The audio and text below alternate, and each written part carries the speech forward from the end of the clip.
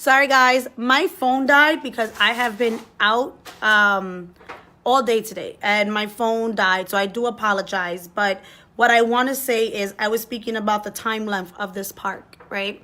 And that they said that they're committed to 3 years. And please share this because this is information that's valid to have. That it would be committed to 3 years. Back then, when they've been presenting for a while, a couple of months now, they have not been able to guarantee 3 years. You know, they cannot. And today, someone asked, what's the time frame? And they were like, yeah, we're going to try 3 years, 3.5 years. More like 3.5 to 6 years, given the fact that whenever they tried to develop before, it has not been successful and it has been more time that they've projected, right? My concern is one, first and foremost, for all of the people that were there today, I want to thank you guys for staying, even to hear me out through the shouts, because we deserve to know what's happening in this community. We're all working class families. We all have children in this community. There are a lot of issues that are plaguing not just Baruch, but NYCHA in general, but we're speaking about Baruch right now. And there is a lack of leadership that's happening here. And we need to call out the spade. You know, that's what it is. There's no reason that we as tenants don't get the services, the vital services that we need. There's no reason as tenants that we don't know about the construction projects that are going on and how that's going to impact the air quality in our community. There's no reason as tenants that we don't know when they're knocking down and cutting down our trees. There's no reason as tenants that we have to pay to be part of a tenant association. We pay our monthly rent and it's substantial. And that should be all you need to be part of a tenant association. You should be a tenant association member because you live within Baruch. Your name is legally on the lease. That makes you a member of a tenant association, not because you pay a $3 fee every year. And where does the $3 go? When there aren't any meetings, when there aren't any family days, when there aren't any events here to promote our community. Our community is deserted. Our community is going to be a construction zone. It's going to be horrible. We're going to have simultaneous projects. We're going to have the East River waterfront getting redone at the same time that Baruch is going to receive their FEMA money to do resiliency work here as well. We don't have any parks in Baruch. Big Park does not count because when it was concrete and we played within the park, when there was the handball courts and the basketball courts, concrete, no one wanted to go there. Now that it was turfed, everybody wants to go there, and the ones who suffer and the ones that lose are our kids, our community. That's who suffers, and that's who lose. That's who loses every time we fail to show up or we fail to say something. That's what happens. People always say, why am I going to vote? Why am I going to sign a petition to get somebody on the ballot? Nothing ever changes. I'm not going to vote. No, that's not going to happen. You don't know how many times on the campaign trail, because I am running to represent our community as the female district leader, which is an unpaid position. I have heard that a lot. And what I tell people is, when you don't go out to vote, you allow other people to make the decisions for you.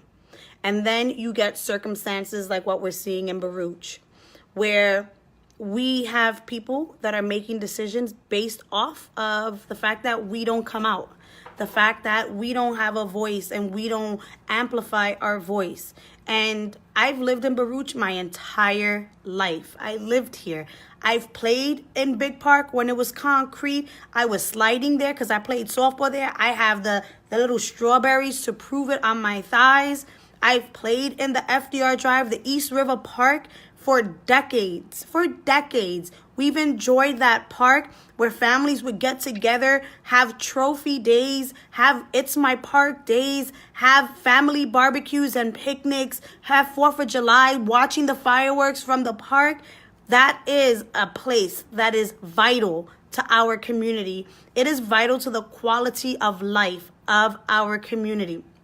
And I don't think people take that serious. I don't think people are really listening and hearing us when we're speaking. And for me, that's a problem. So today at this meeting that Councilwoman Rivera organized with the city, I was silenced today by the vice president of the Tenant Association at Baruch, where she said that purposely, I know it's purposely, where she said that anybody from the ERA cannot ask a question. And I asked her, but I'm also a resident of Baruch, and I have questions that I want to ask. And she said that the questions, the Q&A was supposed to be for residents of Baruch. I'm a resident of Baruch. I was very respectful after that, and I allowed folks to ask their questions. Close to 50 minutes in, it was 10 minutes to 8. Actually, I lied. It was 5 minutes to 8, and I saw that I was not allowed to ask a question. So I stood up. And I said that I am part of the ERA, which is the East River Alliance, that focuses on having these larger meetings with the park, with our community board, engages with our community members. And I am also a lifelong resident of Baruch Houses, close to 40 years in Maine. So I have the right to ask a question, and I will not be silenced, and I will not be bullied. I did state that the Tenant Association at Baruch is non-existent. So, and that's a fact. They have not held a meeting. They have not held a membership drive. They have not held an election. That is a fact. That is a fact. So you cannot say that we're informed when the only vessel that we have to get us the information, because we are the largest NYCHA development in Manhattan. We're the second largest. The only vessel that we have to really get the information out to us is either a robocall from NYCHA, which doesn't happen, or these monthly tenant association meetings. And because we don't have them, that's a problem. And because the only excuse that the TA can say, well, they're not, like for me, Jasmine's not a member of the tenant association, the resident association. Jasmine is not a member of the resident association.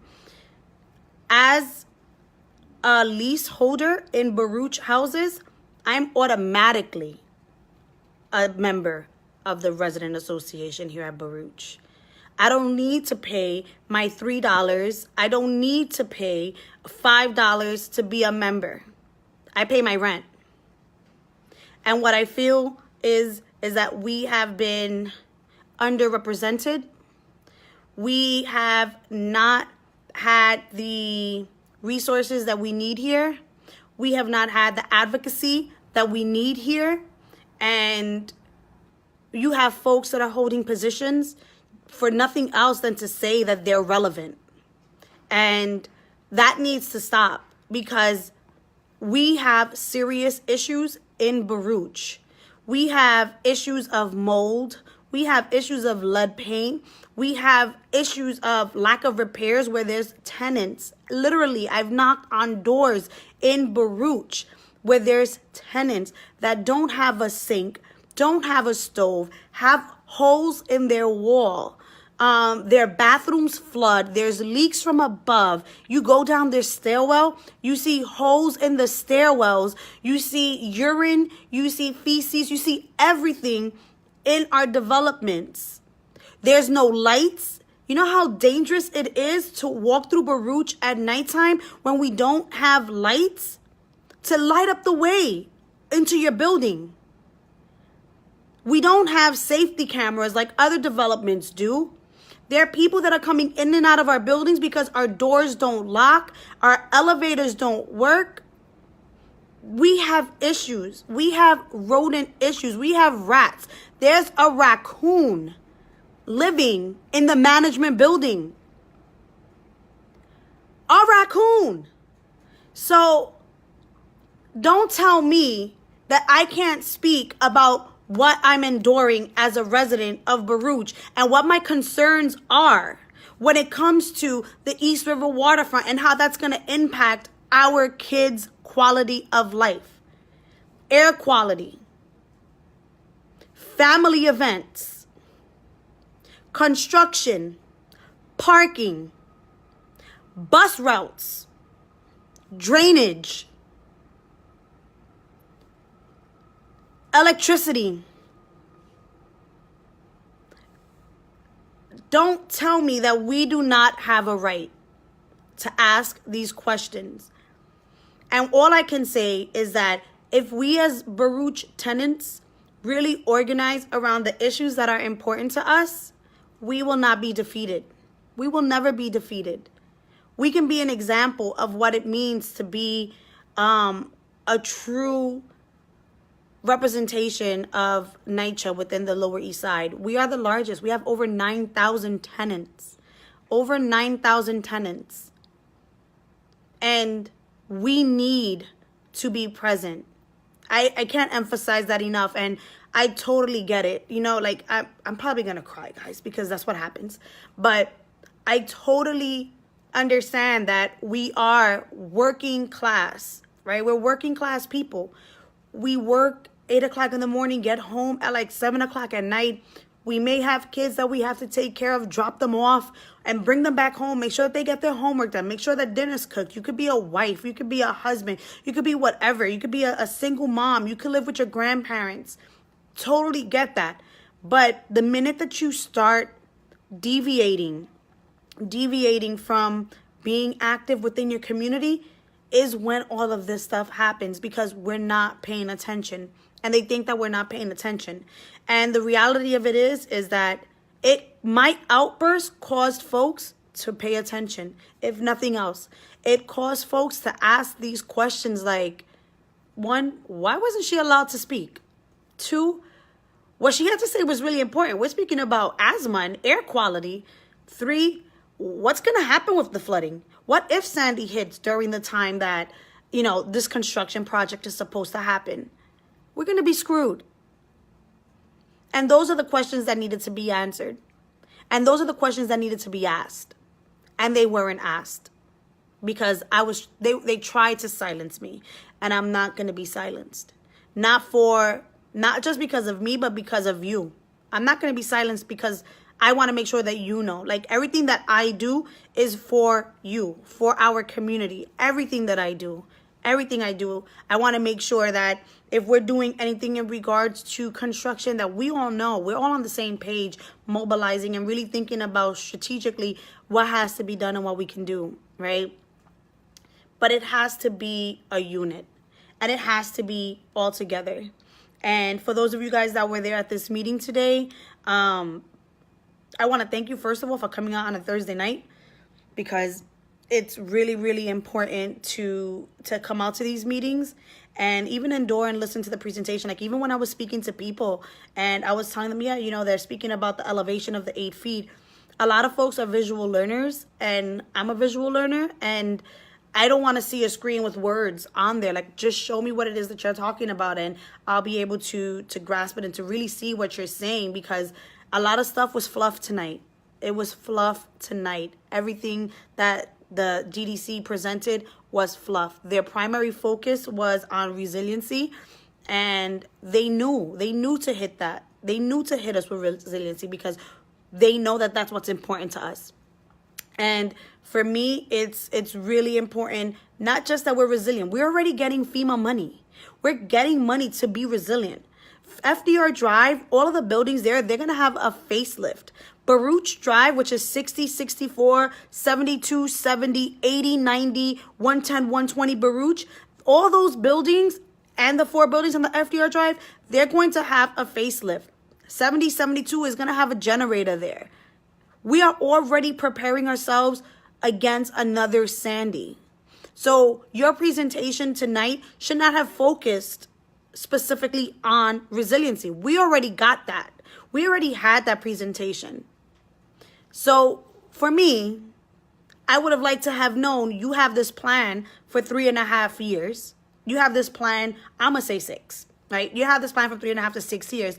But what is the plan for the community in the interim? What are you going to do for the residents of the waterfront? Whether that's the co-ops, whether that's NYCHA, whether that's Two Bridges, whatever it is. What are you going to do for them? for the next 3 years? How are you going to accommodate the space that we're losing for the next 3 years? Are you going to develop new parks? Are you going to invest in creating schoolyards to playgrounds? Are you going to invest in constructing a park within Baruch? Are you going to open up pop-up areas where folks can actually barbecue and grill and have picnics? Why did they spaz? They didn't want me to speak.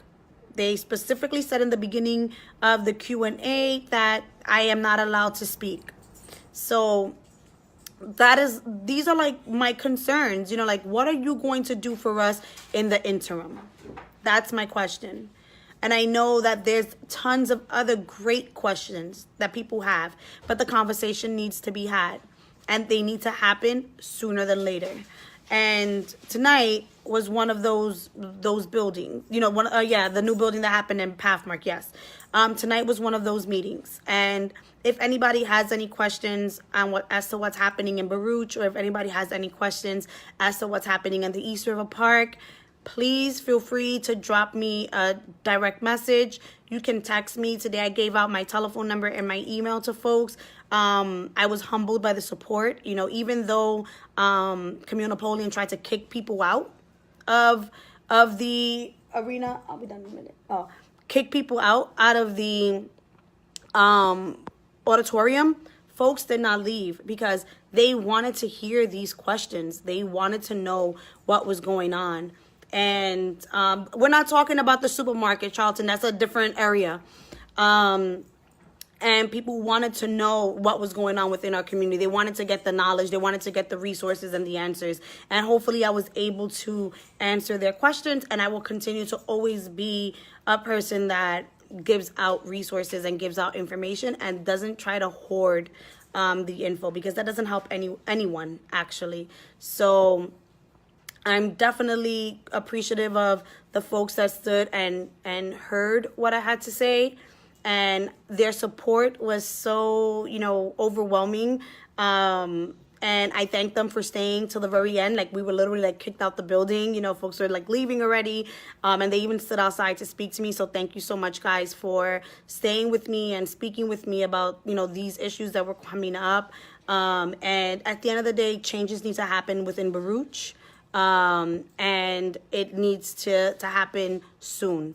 It has to happen soon. We need somebody that's going to be a tiny fighter, not a tiny fighter, but a fighter, a fierce fighter. And we definitely need somebody that's going to educate our communities. And we need somebody that's going to not sit down or buckle down. We have to stand up and fight, not just for me, but for the future of my neighbors, for the future of the kids that are in this community. We want to make sure that things are left to them the way that we received it. This community was so beautiful when I was growing up. We used to chase light bugs. We used to be outside, sitting on the benches. The quality of life in Baruch, as I remember it, was always something that was great. We had people that would sit on the benches. They would sit there and greet you as you walked into the building. You would have the young children sitting there playing in the parks. Everything was accessible. Everything was accessible. And throughout time, that's just changed. And, it's sad that things have changed, and they haven't changed for the better. They've actually changed for the worse in this community. And it sucks to say that, because I love my community, but what it's becoming is not okay for me. And it's not okay for anyone that I speak to, actually. You don't know how many people I've spoken to as I'm knocking doors, and they're just like, this isn't the old Baruch. This isn't the place that we moved into. This isn't the place where it's a family unit. I walked out my building and everybody knew who I was and where I was going, and my grandmother knew where I was even before I told her. So that's what we need to get back to. We need to get back to a community of one. A community, if you look at community, it says unity at the end. That big U, come unity. And we have to build together. We have to build together. I'm not about the divisiveness at this age in my life. I'm not about being divisive. I'm about inclusion and the willingness to work with everyone at the table, as long as there's not a hidden agenda. Like, people need to know that the only agenda at the table is the quality of life for the residents of Baruch. The quality of life for the residents of Baruch. The future of our kids in Baruch. And we need to really, really hone in on that and hone in on that spirit, that there are things that are happening within our neighborhood and within our community that impact us all. And we have to have these conversations, and we have to sit down and work together. And not everyone is going to get along, and not everyone is going to be best friends, but there should be respect. And the overall factor is that it's not about you and it's not about me. It's about us. And we need to get to how we can help us as a unit, us as a community, together. So on that note, guys, for those of you guys that attended today, I want to thank you guys so much for sitting through the entire conversation and seeing the presentation and coming up with your great, awesome questions. For those of you guys that even stood, thank you so much for hearing me out and really, really asking these questions of me, and giving me the opportunity to, share what I know. Like, I go to a lot of these meetings and I do have a lot of information. So I really thank you for giving me that opportunity to even speak about that and even coming up with ways on how we can strategize as a community. So thank you so much. For those of you guys who don't know, there's a district leader race. I am running for a volunteer position, female district leader, Jasmin Sanchez, 74th Assembly District, Part A. And that election is June 25th. It is no longer in September. The election is June 25th. And I need you guys to stand with me. I need you guys to stand by me. And I need you guys to vote Jasmin Sanchez on June 25th. Thank you so much, guys. I love you. I love the Lower East Side. Peace out.